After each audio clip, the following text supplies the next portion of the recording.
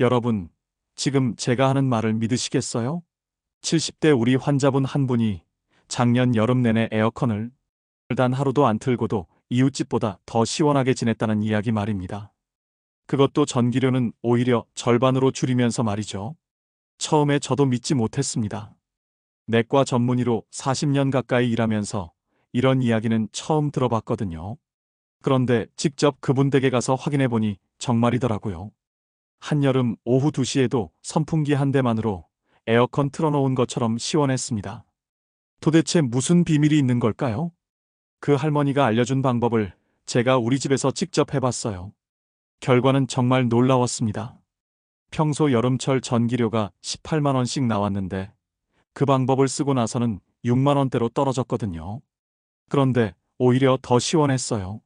사실 이런 일이 가능한 데는 우리가 모르고 있던 과학적 원리가 숨어 있었습니다. 대부분 사람들이 선풍기를 단순히 바람 부는 기계 정도로만 생각하시는데 실제로는 공기순환과 열전달에 복잡한 과학이 작용하고 있거든요. 제가 의대에서 배운 생리학 지식과 그 할머니의 생활 지혜가 만나니까 완전히 새로운 냉방 원리가 탄생한 거였어요. 그런데 여기서 중요한 건 이 방법이 젊은 사람보다 우리 같은 연배에게 훨씬 더 효과적이라는 점입니다. 왜 그럴까요? 나이가 들면서 우리 몸에는 여러 가지 변화가 일어나거든요. 피부가 얇아지고 혈액순환이 예전 같지 않아서 온도 변화에 더 민감해집니다. 젊었을 때는 몰랐던 미세한 바람의 차이도 확실하게 느낄 수 있게 되는 거죠. 이게 바로 우리의 장점이에요. 그런데 아직도 많은 분들이 여름만 되면 똑같은 고민을 하고 계세요. 에어컨 틀자니 전기료가 무섭고 안 틀자니 잠을 못 자겠고 특히 혼자 사시는 분들은 더욱 심각합니다. 전기료 때문에 더위를 참다가 건강을 해치는 경우도 종종 보거든요. 지난 여름 제 진료실에 오신 80대 할아버지 한 분이 계셨어요. 탈수 증세로 응급실에 실려왔다가 저희 병원으로 옮겨오신 분이었는데 이야기를 들어보니 에어컨비 아끼려고 선풍기도 아껴서 틀었다는 거예요. 정말 안타까웠습니다. 그때 깨달았어요. 단순히 절약만을 위한 방법이 아니라 우리 건강을 지키면서도 경제적으로 현명한 방법을 찾아야겠다고 말이죠. 의사로서 환자분들께 실질적인 도움을 드려야겠다는 사명감도 생겼고요. 그래서 지난 3년 동안 본격적으로 연구를 시작했습니다. 물리학 교수님들과 상담도 하고 건축 전문가들의 조언도 구하고 무엇보다 직접 여러 방법들을 실험해봤어요. 그 과정에서 발견한 게 정말 많았습니다. 가장 놀라웠던 건 우리가 그동안 선풍기를 완전히 잘못 사용하고 있었다는 사실이에요. 선풍기를 단순히 바람만 만드는 도구로 생각했는데 실제로는 공기의 성질을 바꿀 수 있는 강력한 장치였던 거죠. 물의 증발 원리를 활용하면 선풍기 바람을 에어컨 바람처럼 차갑게 만들 수 있어요. 공기 흐름을 조절하면 방 전체의 온도를 고르게 만들 수도 있고요. 더 나아가 우리 몸의 생리적 특성을 이용하면 실제 온도보다 훨씬 시원하게 느낄 수도 있습니다. 특히 중요한 발견은 습도의 영향이었어요. 온도가 같아도 습도가 다르면 체감 온도가 완전히 달라지거든요. 우리나라 여름에 진짜 적은 더위가 아니라 습도였던 거예요. 이걸 해결하는 순간 선풍기만으로도 충분히 시원해질 수 있었습니다. 더 흥미로운 건 나이가 들수록 이런 방법들이 더 효과적이라는 점입니다. 젊은 사람들은 체온 조절 능력이 워낙 좋아서 이런 세밀한 차이를 잘 못 느끼는데 우리는 작은 변화에도 민감하게 반응하거든요. 그래서 같은 방법을 써도 우리가 훨씬 더 큰 효과를 볼 수 있어요. 물론 처음에는 조금 번거로울 수 있습니다. 에어컨처럼 버튼 하나만 누르면 되는 게 아니니까요. 하지만 한번 익숙해지면 오히려 더 편해요. 에어컨 소리도 안 나고 전기료 걱정도 없고 무엇보다 자연스러운 방법이라 몸에도 훨씬 좋거든요. 그리고 이런 방법들을 알아두시면 다른 상황에서도 유용해요. 정전이 되거나 에어컨이 고장났을 때 또는 에어컨이 없는 곳에 가셨을 때도 당황하지 않고 대처할 수 있죠. 오늘 제가 알려드릴 방법들은 모두 실제로 검증된 것들입니다. 저뿐만 아니라 수많은 환자분들이 직접 경험해보고 효과를 확인한 방법들이에요. 복잡한 이론은 제쳐두고 실생활에서 바로 써먹을 수 있는 실용적인 내용들만 골라서 준비했습니다. 가장 중요한 건 안전이에요. 더위를 이기려다 건강을 해치면 본말이 전도되는 거잖아요. 그래서 모든 방법들은 의학적으로도 안전하고 누구나 쉽게 따라 할 수 있는 것들로만 선별했습니다. 지금부터 들려드릴 이야기들이 여러분의 이번 여름을 완전히 바꿔놓을 거라고 확신합니다. 더 이상 전기료 때문에 고민하지 마시고 건강하면서도 시원한 여름을 맞이하시기 바랍니다. 그럼 이제 본격적으로 시작해 볼까요? 첫 번째로 알려드릴 방법은 정말 간단하면서도 효과가 놀라운 건데요. 바로 물의 마법을 이용하는 겁니다. 그날 저를 깜짝 놀라게 했던 70대 할머니의 비밀이 바로 이거였어요. 할머니는 선풍기 앞에 큰 대야를 하나 놓고 그 안에 얼음을 가득 채워두셨더라고요. 그런데 여기서 끝이 아니었습니다. 얼음 위에 젖은 수건을 살짝 덮어놨더라고요. 처음에는 그냥 민간요법 정도로 생각했는데 직접 해보니까 정말 대단했어요. 선풍기에서 나오는 바람이 얼음 위를 지나면서 완전히 다른 바람으로 바뀌는 거였습니다. 마치 에어컨에서 나오는 찬바람 같았어요. 이게 왜 이렇게 효과적일까요? 물리학적으로 설명하면 이렇습니다. 얼음이 녹으면서 주변의 열을 흡수하거든요. 거기에 젖은 수건까지 더하면 물이 증발하면서 또 한 번 열을 빼앗아 가죠. 그래서 일반 바람보다 체감 온도가 서너 도 정도 낮게 느껴지는 거예요. 그런데 여기서 중요한 팁이 하나 있습니다. 대야를 놓는 위치예요. 선풍기에서 30cm 정도 떨어진 곳에 놓으셔야 해요. 너무 가까우면 바람이 제대로 안 섞이고 너무 멀면 효과가 떨어지거든요. 더 놀라운 건 이 방법을 업그레이드할 수 있다는 점입니다. 큰 페트병에 물을 넣고 꽁꽁 얼려서 쓰는 거예요. 얼음 덩어리보다 훨씬 오래 가거든요. 보통 얼음은 2~3시간이면 다 녹는데 페트병 얼음은 5시간 넘게도 시원함이 지속돼요. 제가 직접 실험해 본 결과 2.5리터 페트병 2개를 번갈아 쓰니까 하루 종일 시원하게 지낼 수 있더라고요. 하나는 냉동실에 얼리고 하나는 선풍기 앞에서 쓰고 이렇게 돌려가면서 사용하는 거죠. 그런데 여기서 더 똑똑한 방법이 하나 더 있어요. 페트병에 그냥 물 대신 소금물을 넣어서 얼리는 겁니다. 소금물은 어는 점이 낮아서 일반 물보다 더 차갑고 더 오래 지속되거든요. 실제로 해보니까 효과가 확실히 더 좋았어요. 하지만 이 방법에도 단점이 하나 있습니다. 계속 얼음을 만들어야 한다는 점이죠. 특히 혼자 사시는 분들은 냉동실 공간도 부족하고 번거로우실 수 있어요. 그래서 두 번째 방법을 알려드리겠습니다. 바로 선풍기 자체를 개조하는 방법이에요. 개조라고 해서 복잡한 게 아니고 선풍기 뒤쪽에 차가운 걸 붙이는 거예요. 택배 올 때 함께 오는 아이스팩 있잖아요. 그걸 활용하는 겁니다. 대부분 집에 아이스팩 하나쯤은 있으실 텐데 버리지 마시고 냉동실에 얼려두세요. 그리고 고무줄이나 끈으로 선풍기 뒷면에 고정시키는 거예요. 주의할 점은 아이스팩에서 물이 흐르지 않도록 비닐이나 천으로 감싸는 것만 신경 쓰시면 됩니다. 이렇게 하면 선풍기가 뒤에서 차가운 공기를 빨아들여서 앞으로 시원한 바람을 내보내게 돼요. 선풍기 전체에서 나오는 바람이 고르게 시원해지는 게 가장 큰 장점이죠. 실제로 해보신 우리 환자분들이 가장 만족해하는 방법이기도 해요. 한번 설치해 놓으면 아이스팩만 갈아 끼우면 되니까 정말 편하거든요. 아이스팩도 한번 모아두면 몇 년 동안 쓸 수 있고요. 이 두 방법을 함께 쓰면 어떨까요? 앞에는 얼음 대야, 뒤에는 아이스팩을 붙이는 거예요. 효과가 2배로 늘어나더라고요. 정말 에어컨 리모컨을 찾을 일이 없어집니다. 그런데 이런 방법들은 주로 낮에 효과적이고 밤에는 또 다른 접근이 필요해요. 특히 잠들기 전에는 완전히 다른 전략을 써야 하거든요. 밤에는 바깥 공기가 실내보다 시원해지는 시간이 있어요. 보통 저녁 9시 정도부터 새벽까지죠. 이때를 노려서 공기 자체를 바꿔버리는 방법이 있습니다. 창문을 2곳 이상 열어두시고 선풍기를 특별한 방식으로 사용하는 거예요. 보통은 선풍기를 안쪽으로 향하게 틀잖아요. 그런데 이때는 반대로 바깥쪽으로 향하게 놓는 겁니다. 그러면 실내의 더운 공기가 밖으로 밀려나가고 반대편 창문으로는 시원한 바깥 공기가 자연스럽게 들어와요. 집안 공기를 통째로 바꿔버리는 거죠. 처음에는 이해가 안 되실 수도 있어요. 선풍기를 바깥으로 돌리면 바람이 안 들어오는데 어떻게 시원하지? 하고 말이죠. 그런데 실제로 해보시면 깜짝 놀라실 거예요.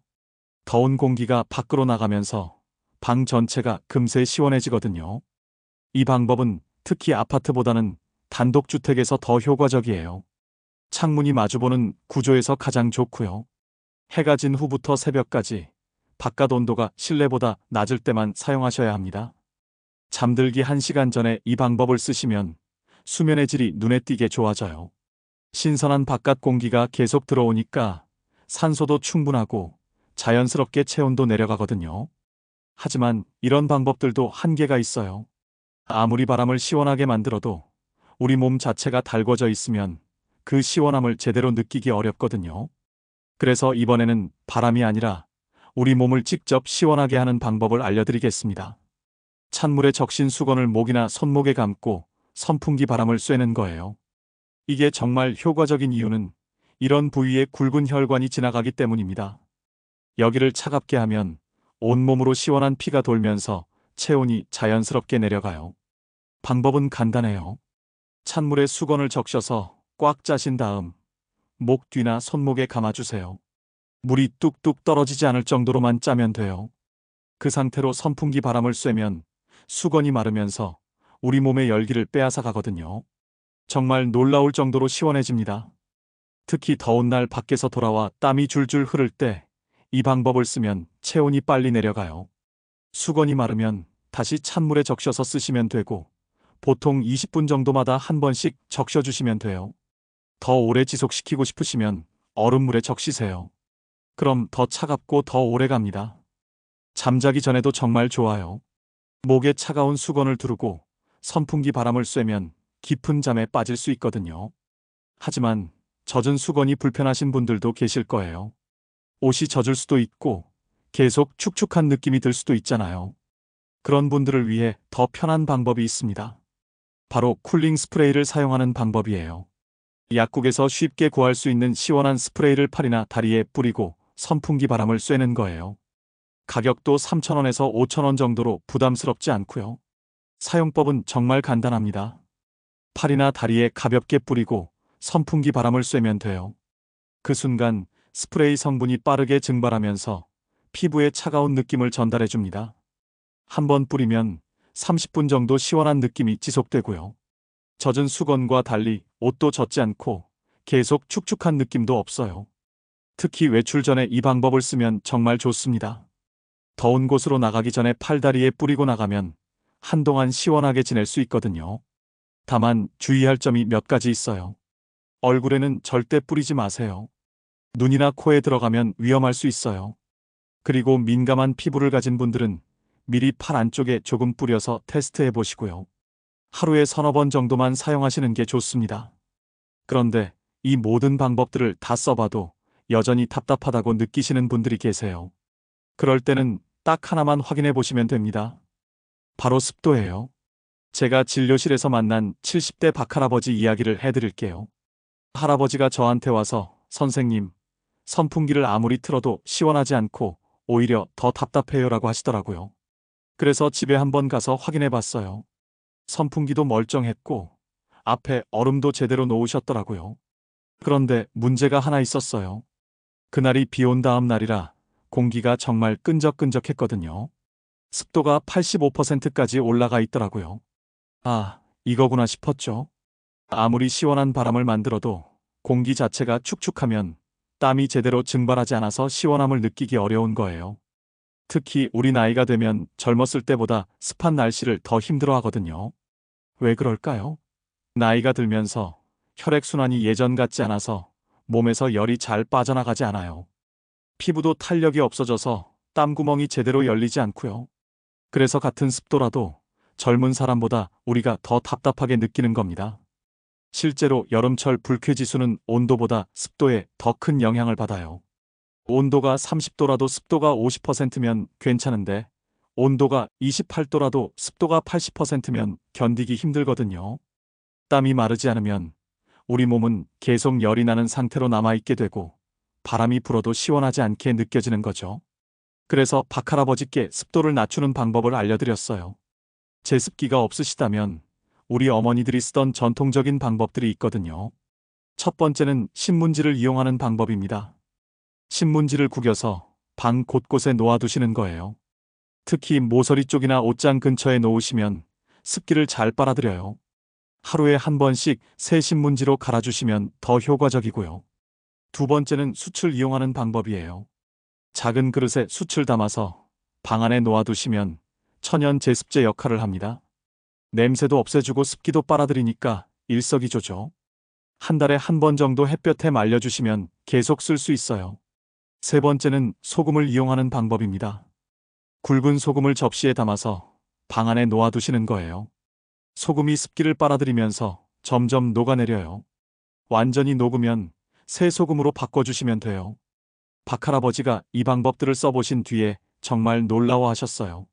선풍기가 갑자기 시원해졌다고 하시더라고요. 습도만 조절했는데도 이렇게 차이가 나는 거예요.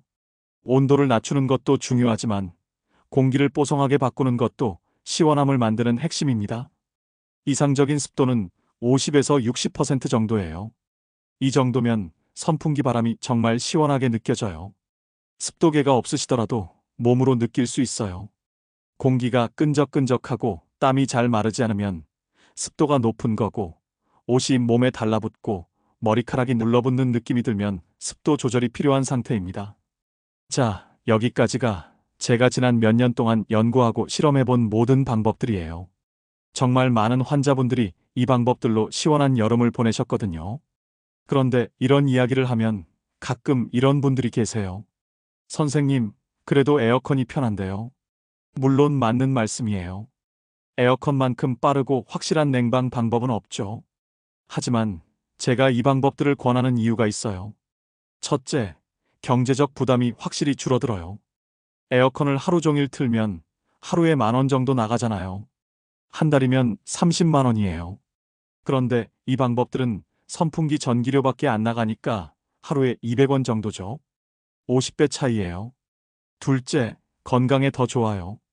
에어컨을 너무 많이 쓰면 실내외 온도차 때문에 자율신경계에 부담이 가고 냉방병에 걸릴 위험도 있거든요. 또한 너무 차가운 공기에 계속 노출되면 관절이나 근육에도 좋지 않아요. 반면 자연스러운 방법으로 온도를 조절하면 이런 부작용 없이 건강하게 여름을 날 수 있어요. 셋째, 정전이나 에어컨 고장에도 당황하지 않을 수 있어요. 요즘 여름에 전력 부족으로 정전되는 일도 종종 있잖아요. 그럴 때도 이런 방법들을 알고 있으면 큰 문제 없이 지낼 수 있거든요. 마지막으로 환경에도 도움이 돼요. 에어컨을 덜 쓰면 전력 소비도 줄고 지구온난화 방지에도 기여하는 거죠. 우리 손자, 손녀들이 살아갈 지구를 위해서라도 의미 있는 일이라고 생각해요. 제가 처음에 말씀드린 그 70대 할머니는 지금도 이 방법들을 쓰고 계세요. 작년에 전기료를 20만 원 넘게 아끼셨다고 하더라고요. 그 돈으로 한약도 지어 드시고 좋은 음식도 해 드셨다고 해요. 정말 보람 있는 일이죠. 물론 처음에는 조금 번거로우실 수 있어요. 에어컨처럼 버튼 하나만 누르면 되는 게 아니니까요. 하지만 한번 익숙해지시면 오히려 더 재미있어요. 마치 게임하는 것처럼 어떤 조합이 가장 효과적인지 찾는 재미도 있고요. 그리고 이웃분들과 정보를 나누는 재미도 쏠쏠해요. 오늘 우리 집 정말 시원한데 뭘 했지? 하면서 서로 노하우를 공유하시는 분들도 많거든요. 경로당에서도 이런 이야기들이 인기예요. 혼자 사시는 분들에게는 더욱 유용할 거예요. 넓지 않은 공간에서는 이런 방법들이 에어컨만큼이나 효과적이거든요. 그리고 외로움을 달래는데도 도움이 될 수 있어요. 뭔가 할 일이 생기고 성취감도 느낄 수 있으니까요. 자, 이제 정말 마무리할 시간이 됐네요. 오늘 들려드린 이야기들이 여러분의 이번 여름을 완전히 바꿔놓을 거라고 확신해요. 더 이상 전기료 때문에 걱정하지 마시고 건강하면서도 시원한 여름을 보내시기 바랍니다. 지금 당장 시작해보세요. 냉동실에 페트병 하나 얼리시고 택배 왔을 때 나온 아이스팩 하나 찾아서 보관해두시고 신문지 몇 장 구겨서 방 모서리에 놓아보세요. 아주 작은 변화가 큰 차이를 만들어낼 거예요. 그리고 꼭 기억해두세요. 우리는 이미 충분히 지혜롭습니다. 에어컨 없던 시절에도 시원하게 살았던 우리 어머니, 아버지들의 지혜가 우리 안에 있어요. 거기에 현대과학 지식을 조금만 더하면 어떤 더위도 이겨낼 수 있습니다. 주변에 전기료 때문에 고생하시는 분들이 계시다면 이 이야기를 꼭 나눠주세요. 특히 혼자 사시는 어르신들께는 정말 유용한 정보가 될 거예요. 우리 모두 서로 도우면서 건강하고 경제적인 여름을 보냅시다. 혹시 이 방법들을 직접 해보시게 되면 어떤 방법이 가장 효과적이었는지 댓글로 알려주세요. 여러분의 경험담이 다른 분들에게 큰 도움이 될 거거든요. 그리고 새로운 아이디어나 궁금한 점이 있으시면 언제든 댓글로 남겨주시고요. 이 이야기가 도움이 되셨다면 좋아요 버튼도 꾹 눌러주시고 더 많은 분들이 보실 수 있도록 구독도 부탁드려요. 앞으로도 우리 세대에게 정말 필요한 실용적인 건강 정보들을 계속 들려드릴 예정이니까 많이 기대해 주세요. 건강하고 시원한 여름 보내시고 다음에 또 만나요. 고맙습니다.